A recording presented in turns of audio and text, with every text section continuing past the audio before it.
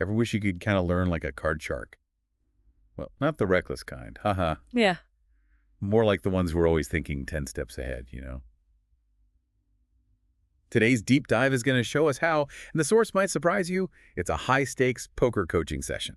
Now, before you think, wait, I don't even play poker, trust me on this one. This is about way more than cards. It's about strategic thinking, the kind we can use to learn, well, anything, You really. got that right. The video we're diving into, it's a coach reviewing a tournament hand with his student, right? Huh.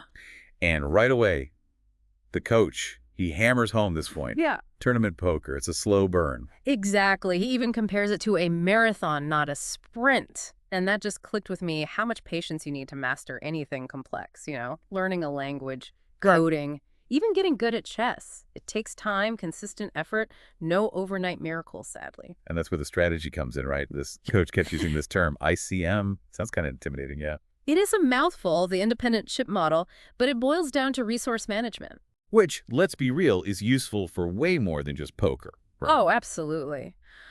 ICM, it helps these players make decisions not just on what cards they're holding, but on how much their chips are worth compared to everyone else at the table. The whole picture, basically. So it's not just about winning that one hand, it's about the long game, the strategy. Exactly. There's this one hand, the student has pocket tens, not bad, right? And the coach tells him to fies. Fold pocket tens. That's crazy. Why would you do that? Well, here's the thing. This student, he had a huge chip lead at that point. And according to ICM, risking a big chunk of those chips, even with a good hand, it just wasn't worth it. Better to save those resources for later in the tournament when they matter even more. Wow, that totally changes how I'd see that hand.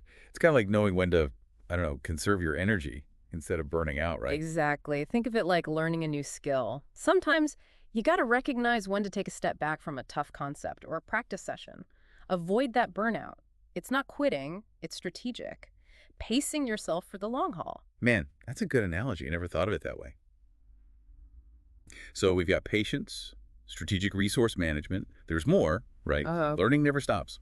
Oh, definitely not. The coach, he goes on to this other thing, something even pros struggle with, folding. Okay, but how's folding a skill? It seems like the opposite of action.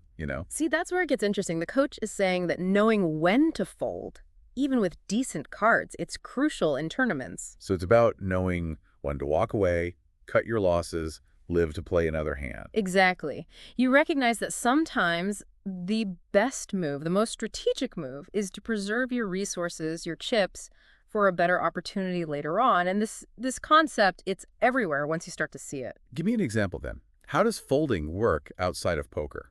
Imagine a business venture. Yeah, you put in time, money, energy, but it's just not happening like you planned.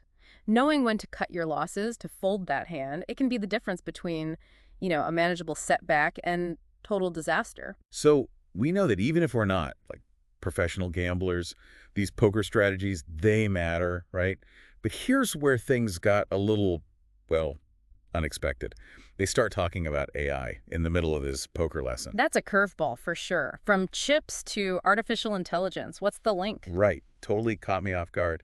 But the coach, he brings up these AI language learning tools, things like character.ai. Yeah. And it turns out he sees this connection back to strategic learning, the whole point we've been talking about. Now that's interesting. What's his take on AI then? How does it fit in? He's convinced AI could totally change how we learn, especially languages. He's talking about personalized lessons, almost like having your own tutor adjusting to what you need.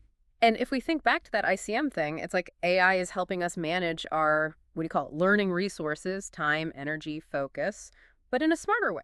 Exactly. Like AI could tell us when to fold on a study method that's not working and try something else. Having a poker coach for your brain, basically. It's analyzing your progress, telling you the best move to make. Makes you wonder, what other weird connections are out there? But before I get too distracted, there's this other part of the coaching I got to bring up. We talked about patience, right? Well, the coach, and indeed the student, they share these personal stories. Oh, yeah, that part was great. The student learning Chinese just because. Loved that. Right. Who does that tackles a super hard language just for fun. Says something about motivation, doesn't it? It's not even practical. It's the challenge, the mental workout. Totally. And then the coach, he talks about playing piano, keeps him sharp, finds that balance outside the poker pressure. Like, they're both showing that learning, whatever it is, poker, languages, music, It's rewarding in itself. The process, right. The journey's part of it. Even the folds, the setbacks, it's all part of it. Makes you think about those times you hit a wall, you know? Maybe instead of freaking out, we should think like poker players. Reassess, come back stronger. Exactly. That poker mindset. Analyze, make a good decision, keep your eye on the prize. So we went from tournament rules to AI learning, and honestly, it doesn't feel so far apart anymore. Not at all. It's wild how these totally different things can be about the same stuff deep down. Learning, growing, all that. Which gets us to the big question. How do we use this stuff in our own lives? Well, now that's where it gets really interesting. So we've got all this, like, wisdom, right? Mhm. From poker tables to AI and everything. Yeah. How do we actually use it? That's the thing. $1 million question right there. And the cool part is there's no one answer. It's about taking those ideas to patients, thinking strategically, knowing when to walk away, and figuring out how they fit into our learning, you know? So instead of just, like, memorizing stuff, we should be learning like it's a poker tournament. Is that what you're saying? Exactly. Think about it. A good poker player, they go in with the plan, right? Manage their chips carefully, watch the other players. They change things up depending on what's happening. So what if we did that with learning a language or a skill, even just a tough project at work? Same idea. I like that. It's Yeah. like instead of freaking out because there's so much information out there, we can use those same strategy tools to decide what matters, what to focus on. And just as important, knowing when something's not working. When it's time to fold and try a different way. We get so stuck on pushing through that we forget to ask if we're even on the right track at all. So true. It's like doing the same thing over and over, expecting different results, right? That's got to be the definition of crazy haha.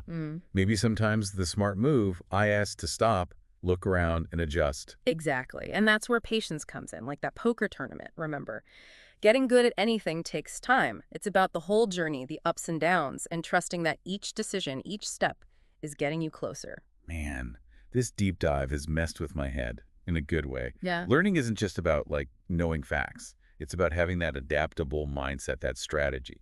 And the best part, that mindset, it's not just for learning. It helps in all parts of life, you know? More purpose, more resilience, maybe even a little bit of that poker face. Haha. So to wrap this whole thing up, the challenge for all of us is this. What if we were all strategic learners, like we're players in this big game of knowledge, you know? Imagine if we took on every new thing, every chance to learn, with that same skill as a card shark. Now that's a game I want to play. Until next time on the deep dive, stay sharp, everyone. And remember, sometimes the best move is knowing when to hold 'em and when to fold 'em.